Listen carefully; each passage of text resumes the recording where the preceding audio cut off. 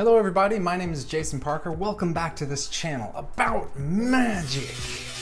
Today I'm reacting to Sangsoon Kim, a magician on Penn and Teller's Fool Us who's from South Korea. This is another magician whom I've never heard of, and it'll be exciting to see what he's got to share with us. Stick around till after the video if you want to see, well, I think you know what this is by now. That being said, let's just hop, skip, and jump right into the performance. Hi, I'm Sangsoon Kim, a comedy magician from South Korea. A traditional approach to magic was hard for me.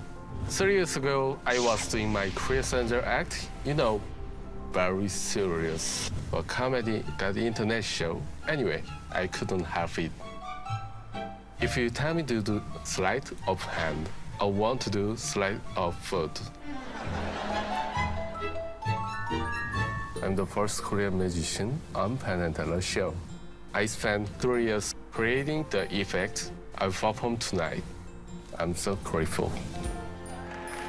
Nice, gonna be some kind of visual magic. Please welcome the one-of-a-kind magic of Sangsoon Kim.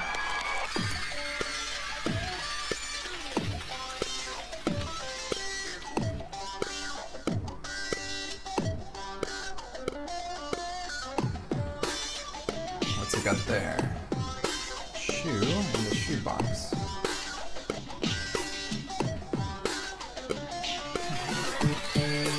Oh, and the box is green too.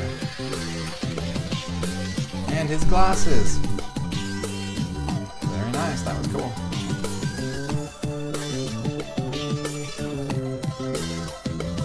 Thought it was gonna change again.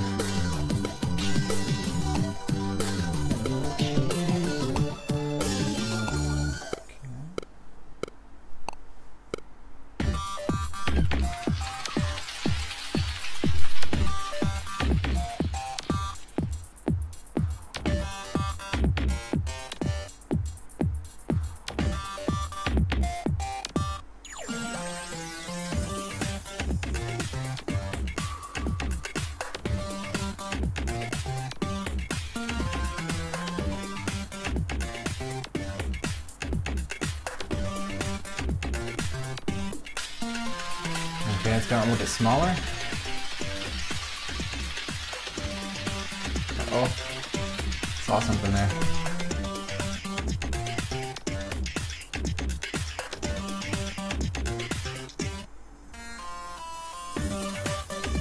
That's a cool concept.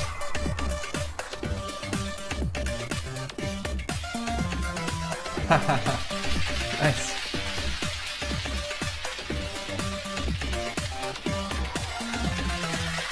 No way, that was like Matrix level effects.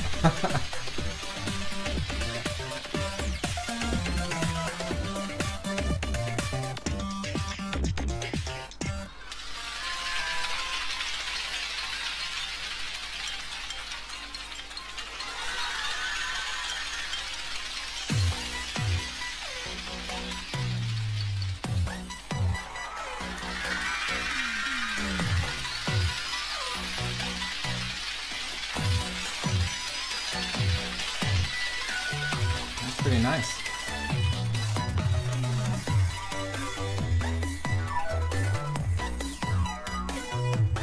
Uh-oh.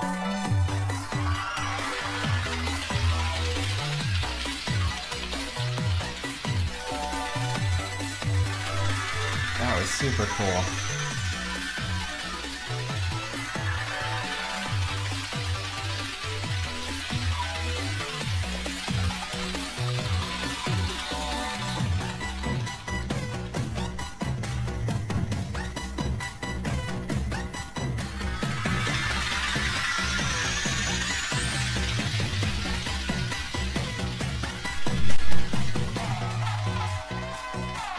Okay, it's got white shoes. Wow. Oh, that was awesome. Okay, let me give you my thoughts real quick before we hear what Penn and Teller got to say. So that was incredibly visual. There were like so many small things that happened there. It seemed really creative and fun However, I did a couple times see a flash. I don't think I'm spoiling anything because I think you saw it too. At one point you could see like one shoe is kind of shelled on top of another. That's kind of unfortunate, but I guess these kind of things happen sometimes. That's show business. But still, I feel like he did such a great job overall, and he's clearly got so much talent that it kind of overshadows those small mistakes. And maybe we just saw because the camera was so zoomed in. If you were in a live performance and he was up on stage, maybe you wouldn't even see these small discrepancies. I really like that moment where he flipped the shoe in the air and caught it as it changed in the air. He must be doing a lot of practice to get these things just right. And my absolute favorite part of the act was at the end where he jumped in the air and his shoes changed in mid-air. In fact, I already rewatched that in slow motion because I was so curious.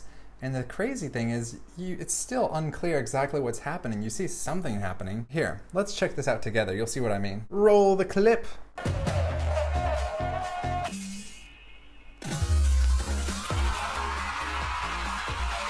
You see what I mean? His foot kind of like exfoliates one shoe and then it's in the middle of the air. It kind of snaps down and like slides. That was kind of like Kung Fu meets the Matrix meets magic all at once, and it was really nice to see. I don't even know if I can jump that high. So yeah, very impressive. A few flashes, but still really cool. Let's hear what Penn and Teller have to say.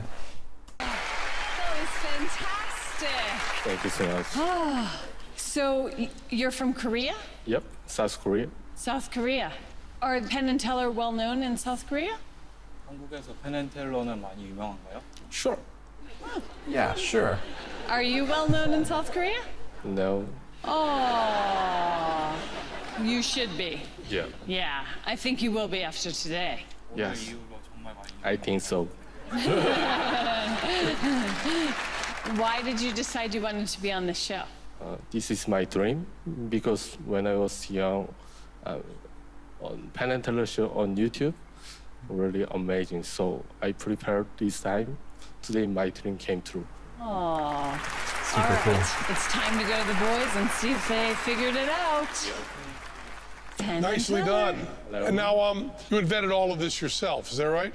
이걸 본인이 다 개발하신 거 맞죠? Sure. Congratulations on that. What's really nice about this is it's magic, but it owes an awful lot to the Quick Change Act. There's a lot of quick change technology in this, but done with something people care about. They don't wear tuxedos anymore. Everybody wears sneakers. So it's a really great idea to do that. Now, I could list off 50 different things, because there's 50 different effects in this, and try to do that with the language barrier and so on. But I think everybody knows, and I think you know too, that this is one of those acts that's less about mystifying and more about surprising. Every moment is just a surprise after surprise after surprise, but it's never really, to us, a total head scratcher. It's more just surprise and not mystification. So you delighted us, you surprised us, but I don't think you fooled us. Thank you so much. Thank you. Thank you so much. Sangsoon Kim. Thank you.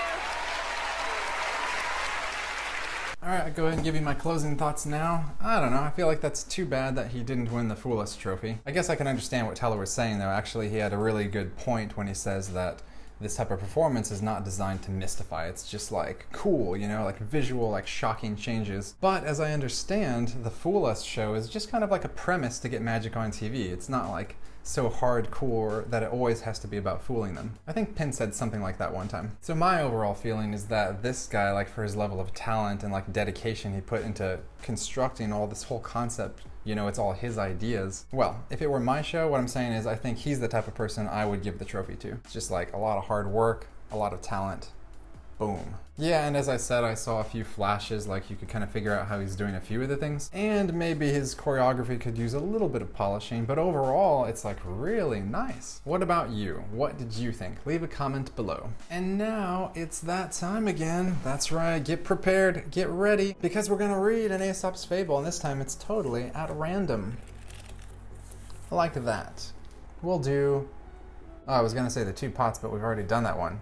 Might start to need some system to track which stories we've already done. Okay, let's do the one below it. The Old Hound.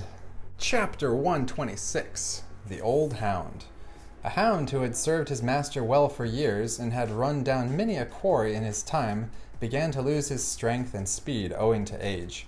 One day, when out hunting, his master started a powerful wild boar and set the hound at him. The latter seized the beast by the ear, but his teeth were gone, and he could not retain his hold, so the boar escaped.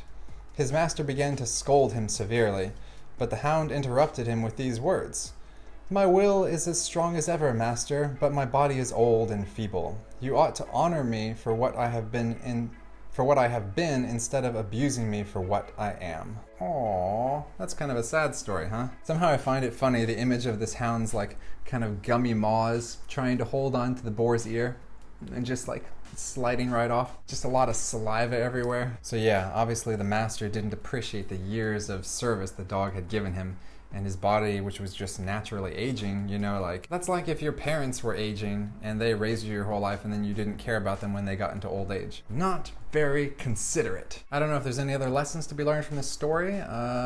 Make sure to brush your teeth and floss so that perhaps you'll have your teeth longer than this hound did. And even if they do fall out, well, you can get dentures or implants. There's a solution for everything. Anyways, go ahead and leave a comment below if you guys have some idea of other ways to interpret this story. And that being said, thank you guys for watching. I appreciate you being here. Remember to subscribe if you want to see more videos like this if you're not subscribed already. Check out my existing videos on the channel. I've got a ton of them. Remember to click the notification bell, and I'll see you next time.